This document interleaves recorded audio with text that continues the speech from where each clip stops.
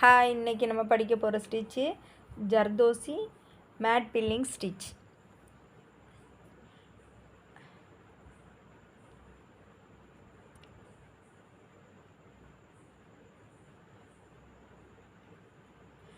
Zardozi mat filling stitch தான் இன்றைக்கி நம்ம படிக்க போகிறோம். இதுக்கு பார்த்திங்கன்னா நார்மல் த்ரெட் எடுத்துக்கோங்க. நீடில் நம்ம எப்போ எடுக்கிறது மாதிரி பீட் நீடில் எடுத்துக்கோங்க. அப்புறம் ஜர்தோசி எப்பவும் நம்ம ஜர்தோசியை கொஞ்சம் ஃபஸ்ட்டு எடுத்த உடனே அதை கொஞ்சம் இழுத்துக்கணும்.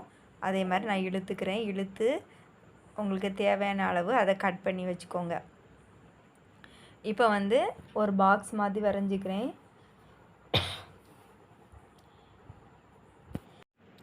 நான் சும்மா ரஃப்பாக வரைஞ்சிக்கிறேன். நீங்கள் ஒரு ஸ்கேல் எடுத்து நீட்டாக வரைஞ்சிக்கோங்க. ஜூம் பண்ணி வச்சுக்கலாம். ஓகே, இந்த மாதிரி நீட்டாக ஒரு பாக்ஸ் வரைஞ்சிக்கோங்க. நான் ஒரு பாக்ஸ் போட்டிருக்கேன். நீங்கள் ஏதாவது ஒரு பிக்சர் கூட எடுத்து பண்ணலான்னா பண்ணிக்கலாம், உங்கள் விருப்பம் தான். சரிங்களா? ஓகே, இப்போ ஒரு கரெக்டான அளவு இந்த மாதிரி லைன் போட்டுக்கோங்க. இதில் தான் நம்ம இப்போ ஜர்தோசி கொடுக்க போகிறோம். இந்த அளவு ஒரே அளவில் வரைஞ்சிக்கோங்க. அப்போ தான் மேட் ஃபில்லிங் கடைசியாக கொடுக்கும்போது ஃபினிஷிங் பார்க்குறதுக்கு நல்லாயிருக்கும். சரிங்களா?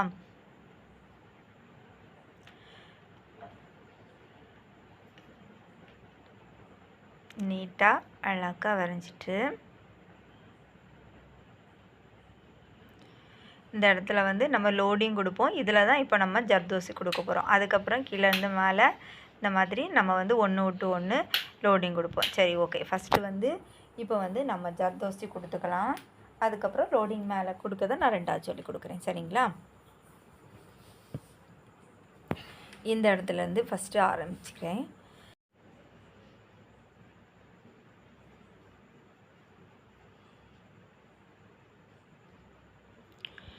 இப்போது இந்த மாதிரி ஜர்தோசியை கட் பண்ணிக்கோங்க. கொஞ்சம் இது அளவு ஒரே அளவில் இருக்கணும்னு இல்லை, வேணாம். நம்ம இப்போ ரன்னிங் ஸ்டிச்சு தான் இதில் கொடுக்க போகிறோம். அதனால உங்களுக்கு எந்த அளவு கட் பண்ணணுமோ அந்த மாதிரி கொஞ்சம் லென்த்தாக கட் பண்ணிக்கோங்க. இது நான் பீஸ் ஏற்கனவே வெட்டி வச்சது துண்டு பீஸ் இருந்துச்சு, அதை வச்சு இப்போ போட்டுட்ருக்கேன்.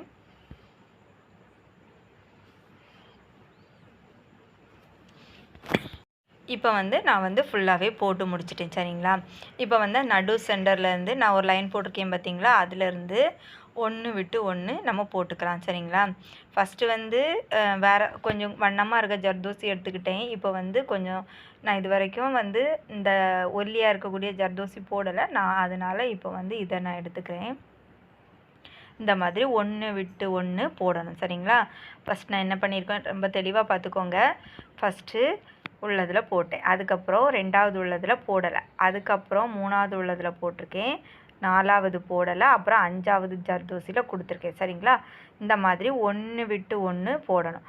அதுக்கப்புறம் அங்கே ஒரு லாக் ஸ்டிச் எல்லாம் போட்டுட்டு மறுபடியும் ரிட்டன் வரும்போது இப்போ ஃபஸ்ட்டு போட்டிருக்கிறதுல நம்ம போட வேண்டாம். ஃபஸ்ட்டு போட்டிருக்க இதில் போட வேண்டாம். இப்போ நான் நடுவில் என்ன குத்துறேன்னா இந்த இடத்துல தான் ஜர்தோசி போடணும். அடுத்து போட்டிருக்கிறதுல போட வேண்டாம். அதுக்கு அடுத்து இந்த மாதிரி மாற்றி மாற்றி போட்டுக்கணும். பார்த்தீங்களா? இப்போ நான் அந்த ரெண்டாவது உள்ளதில் குத்தலை, அதில் நான் இப்போ ஜர்தோசி போட்டுக்கிறேன். கீழே அடியில் உள்ள நூலும் சேர்ந்து வந்துச்சு. ஓகே, இப்போ என்ன பண்ணணும், இப்போ அதில் போட வேண்டாம்.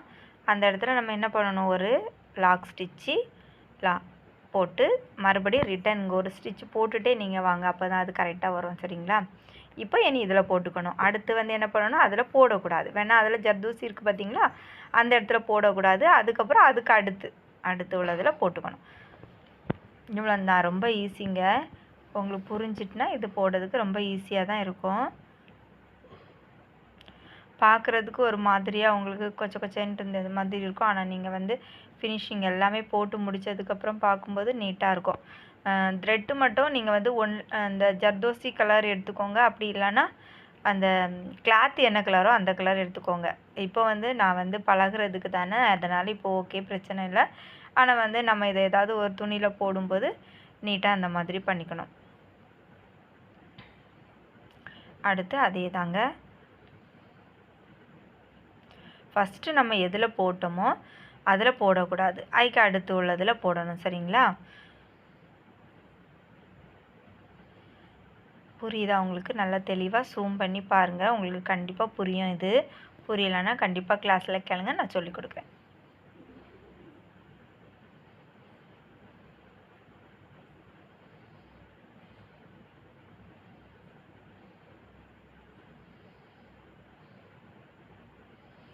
ஓகேவா? அந்த இடத்துல போடலை. இப்போ ஃபஸ்ட்டு அங்கேருந்து போட்டுக்கிறேன். அடுத்த உள்ளதில் ஜர்தோசி கொடுத்துருக்கு, அதனால் நான் கொடுக்கல. அதுக்கு அடுத்தால உள்ளதில் ஜர்தோசி கொடுத்துருவேன். இவ்வளோ தான் மெத்தடு.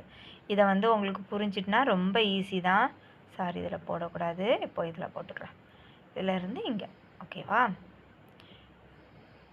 இது வந்து நான் ஃபஸ்ட்டு போட்டிருக்கேன் அந்த ஜர்தோசியில் போடும்போது இன்னும் கூட அது நல்லா இருந்திருக்கும். ஆனால் வந்து எனக்கு அந்த ஜர்தோசி கொஞ்சம் தீர்ந்துட்டு, அதனால் அதை ஃபஸ்ட்டு முடித்து அதில் வந்து ரன்னிங் கொடுத்துட்டு அதுக்கப்புறம் இந்த ஜர்தோசியை நான் எடுத்திருக்கேன். நீங்கள் வந்து எந்த ஜர்தோசியை அடியில் கொடுக்குறீங்களோ அதை தான் போடணும். ஓகேவா? நான் கொடுத்துருக்க இது மாதிரி வண்ணம் அது வந்து ஃபஸ்ட்டு கொடுத்துட்டு அதுக்கப்புறம் இந்த மாதிரி பண்ணாதீங்க.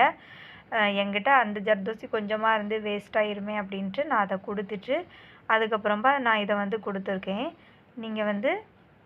நீங்கள் எந்த ஜர்தோசி யூஸ் பண்ண போகிறீங்களோ அதை தான் ஃபஸ்ட்டு கீழேயும் கொடுத்துருக்கணும். ஓகேவா?